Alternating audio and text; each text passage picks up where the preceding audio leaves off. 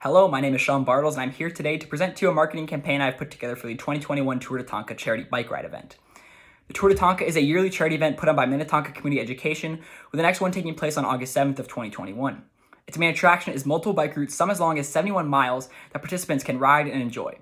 The goal of the event is to raise funds and awareness for the Minnetonka ICA food shelf to aid those in need around the state. This is done through a portion of each rider's registration fee being donated, as well as any other monetary or non-perishable donations made. Even those who aren't riding are able to donate. According to the organization's official site, the event brings in over 3,500 riders annually from over 42 states, and since 2006, Tour de Tonka has raised over $75,000 for the ICA. Now, the goal of this campaign is to increase overall exposure of the event in the month leading up to it, primarily to those in Hennepin and surrounding counties, as well as the entire state. Although registration does open on April 1st, this campaign will focus on advertising closer to the actual event date. The campaign will strive to ultimately increase rider turnout at the event by at least 50% or possibly even more. This will therefore increase the amount of donations made and money raised for the Minnetonka ICA.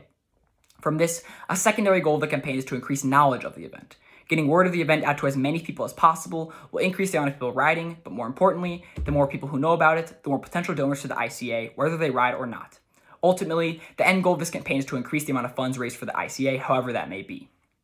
And the primary theme of this campaign is the pandemic, with the slogan, "Post-Pandemic Pedal." This theme capitalizes on the global pandemic that quite literally everyone has been experiencing. A majority of people are experiencing a strong sense of lethargy and apathy due to these circumstances. This campaign entices the consumer with the thought of a refreshing, social, active charity event. Beyond marketing, the Tour de Tonka is exactly what people need right now. A ray of hope that people haven't had in months. This campaign plays with the idea that by the time the ride rolls around in August, the pandemic will be over. Now, while this is uncertain, given recent medical breakthroughs, it is the likely outcome. And regardless, the ride is completely outdoors and has already been completed during the pandemic with little change and great success. Being that this campaign promises not only safe, but it's likely. Registering for a unique event with the mindset that the pandemic will be over is not only pleasing to the consumer, but it's enticing as well. Moving on, the Tour de Tonka is truly for anyone and everyone. Tour de Tonka director Tim Litfin says, "All ages and all abilities, from families and recreational bicyclists to cycling teams and serious athletes, can successfully ride and enjoy the beautiful scenery." So the campaign as a whole will not be limited to any specific group of people. It will, however, utilize different forms of marketing designed to target some specific demo, geo, and psychographics. The primary target audience is anyone and everyone in the local Hennepin and surrounding counties, around roughly a 30-mile radius of Minnetonka. Because of the local nature of this event, this is a geographic that is most likely to participate. Now, the second target is cyclists. And while yes, the event is designed for anyone to participate, cyclists are one of the demographics who are most likely to attend and be excited about the cycling event. Now, the tertiary target is parents and children, partially because families are statistically more likely to participate in a charity event, and because having a spouse or child means more potential participants compared to someone alone. Now, these three audiences are what most of the marketing is catered towards, but again, it is designed to be exposed to any people, maximizing publicity. Now, while post-pandemic pedal is the campaign's main slogan, it is also the focus of this advertisement shared through Instagram. Instagram is a wildly popular platform with over 130 million users in the US. Nearly everyone and their mom uses it, which is why it was selected as one of the campaign's primary forms of advertising. Instagram is also a very simple and inexpensive advertising platform, which is with its image posts being very easy to digest. This post specifically emphasizes the post-pandemic pedal slogan, relating to users with the image of null lethargy, and then proceeding to display the potential of registering and participating in the Tour de Tonka. This ad will be displayed to all demographics within a 30-mile radius around the city of Minnetonka, focusing on the primary target of local people. Clicking on the post will bring users to the event's information and registration website. This post will be advertised on Instagram for 30 days from July 5th to August 4th, just before the event.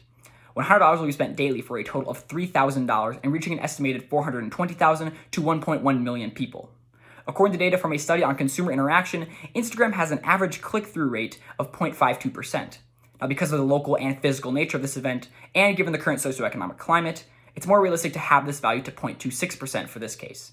Using this figure, this advertisement should result in around 1,092 to 2,860 new registrations. This could result in as much as an 80% increase in riders over previous years, just from this ad alone. Now, on top of this, in the other 99.74% of people who don't register for the race per se, there will still be plenty of people who still donate to the ICA, contributing to the end goal of this campaign. Now, beyond advertisements, the campaign features a slew of promotions, first being a raffle. Every rider's registration grants them one entry into a raffle for 3 separate $500 gift cards to Eric's Bike Shop. The idea with this is that the winners will be able to use this money on a brand new bike. And because each entry costs $35 to $79 depending on rider age and race length, this prize will seem like a just reward. This chance at winning will work to convince those on the fence about participating to register. Now, in order to promote this promotion, a second online advertisement is implemented through Instagram displaying the Eric's Bikes gift card promotion. It is a single image post of an Eric's Bikes interior with the text window reading, "Win a $500 Eric's gift card." There is also a banner across the bottom reading, "Register for the 2021 Tour de Tonka." The caption of this post explains how each registration is an entry to win one of the 3 $500 Eric's gift cards, and making the claim, "Ride the post-pandemic pedal on a new set of wheels." Now, clicking on this post once again brings the user to the registration website. While the goal of the first advertisement was to spread the word about the event, the goal of this one is to inform users about the raffle in order to further persuade them to register.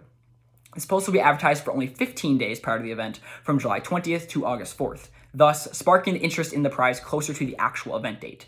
This post will once again be displayed only to those in a 30-mile radius of Minnetonka, and at a budget of $100 a day, the total cost will be $1,500, with an estimated reach of 210,000 to 560,000 people.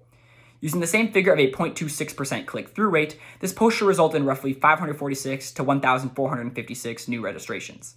This advertisement is very similar to the last one. It's simply advertising the event in a different, possibly more enticing way. Now, changing gears from social media advertisements, this campaign will also seek to obtain a spot on a local news broadcast. KARE 11 News was and is one of the largest news sources in Minnesota. KARE has won the coveted demographic of viewers 25 to 54 years old in almost every Nielsen's rating sweeps period since the 1980s. They also hold top viewership from adults ages 18 to 34.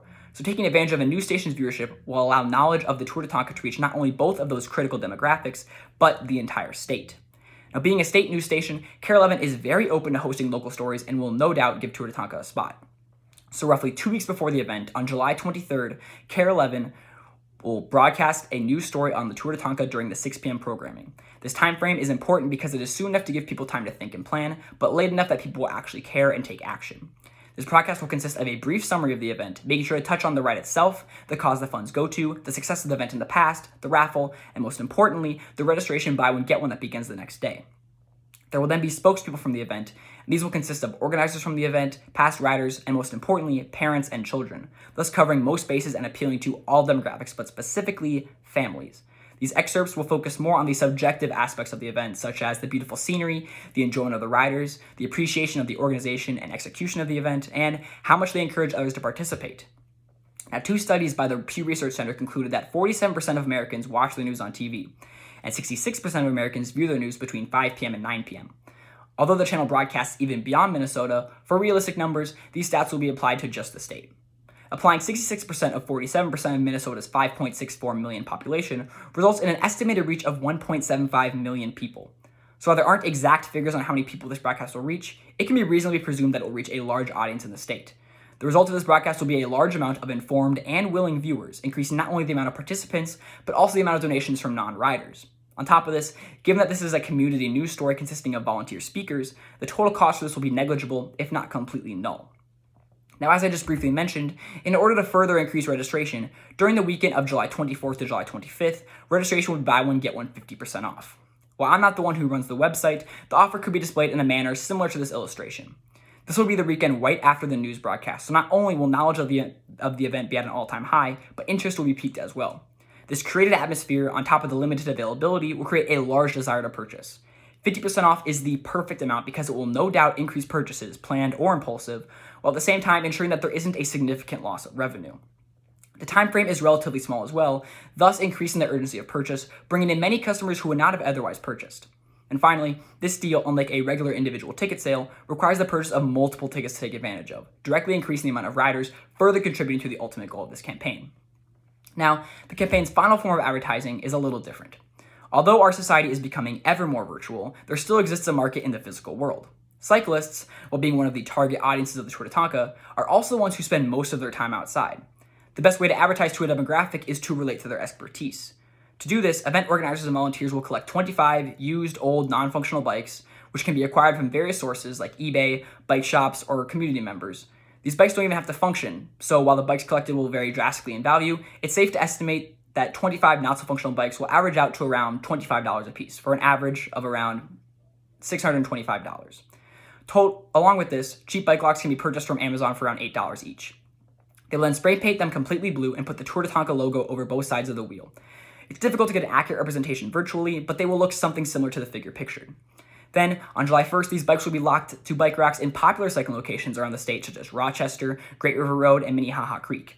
These bikes will be spread out in places all across Minnesota, with the goal of attracting those who may be geographically farther away, but are more likely to participate in a cycling event. These bikes will then be retrieved on August 9th to hopefully be reused the following year. Ultimately, this unique form of advertising, while requiring a relatively low cost, is sure to grab the attention of our arguably most important audience, and increased event turnout from cyclists. Now, after corresponding with Tour de Tonka organizer Tim Litfin, he explained how a large portion of event funds are made from Tour de Tonka apparel sold both at the event and year-round. Clearly, merchandise sales are just as important as ticket sales, which is why the final promotion is a merchandise tie-in. Those in the cycling community are notoriously fans of beer and breweries. Even beyond cyclists, the Excelsior Brewing Company is an extremely popular local franchise among Minnesotans. A collaboration between the Tour de Tonka and Excelsior Brewing Co. will yield fantastic results. On the day of the event only, collaborative merchandise will be sold: shirts, hats, water bottles, and more, with both companies' logos worked into them. Now, I am by no means a graphic designer, but these are just some possibilities to help visualize what this merchandise could look like. In reality, it will look much nicer than this. Now, any rider who purchases this sponsored merchandise and wears or uses it throughout the duration of the ride will receive a coupon for a free drink at the Excelsior Brewery. The best aspect of this promotion is that a merchandise market for Tour de Tonka already exists. Production and costs are already formatted to generate revenue, and a high amount of sales are made each year. What will be done is that 20% of projected inventory will be replaced with this collaborative merchandise, meaning that 20% of solely Tour de Tonka merchandise that was planned on being produced will not be produced, and an equivalent amount of collaborative merchandise will be produced instead, resulting in no change in final inventory and therefore cost. As for the brewery, in exchange for giving out a few hundred free beers, they will receive free advertising and a significant increase in customers. While some of these new customers may only be temporary, this will still significantly increase sales for the brewery. The result of this merchandise collaboration will be an increase in revenue for both parties, as well as added support for a beloved local business. This tie-in is a win-win on all fronts. Now, all of the parts of this campaign are moderately condensed chronologically. While registration opens on April 1st, campaign activities began roughly a month before the event on August 7th, with many being implemented periodically in the weeks prior to the ride. As you can see, the campaign is relatively simple, and nearly all promotions and media are ceased shortly before the event. Now, this is a complete budget of the campaign as a whole. As you can see, compared to the roughly $300,000 in annual expenses typically associated with the event, this $10,000 cost is next to negligible. With such a localized and volunteer-based campaign such as this one, return on investment is difficult to calculate, as many aspects of the marketing are simply not possible to reliably predict. However, the most stable potential numbers are those of the two Instagram ads. If we combine the ad's median estimated registration rate, which is a product of the estimated reach and average click-through rate, we get a figure of 2,977. Now, applying the average registration cost of roughly $60 nets an estimated return of $178,620. This is a 1,689% return on investment ratio. And again, this is only factoring in the first two online media ads. In reality, this figure will be much higher due to various other forms of marketing involved. With a proven positive return of rider registration, it can also be estimated that the value of donations to the ICA will proportionally increase, completing the goal of this campaign. In the end, the success of the campaign will need to be objectively assessed, and this can be done through the relative measure of three values. The primary goal of this campaign is to increase money and donations raised for the ICA. All other objectives fuel this one. The success of the campaign can be easily measured by how much more is raised for the ICA compared to previous years. Tim Litfin claims the yearly average raise is around $5,000 to $6,000, so comparing the amount raised to that figure will provide an accurate picture of the campaign's general success. The second most important goal of the campaign is to increase the amount of registered riders.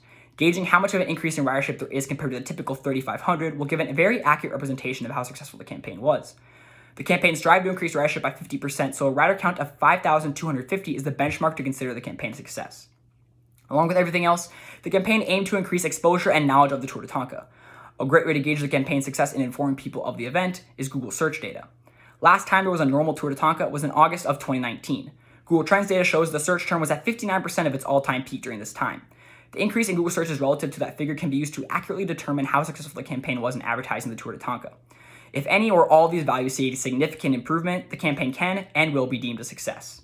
But that wraps it up for my campaign overview. I thank you for your time, and if you have any questions, please feel free to ask. Otherwise, don't hesitate to contact me in the future. Thank you.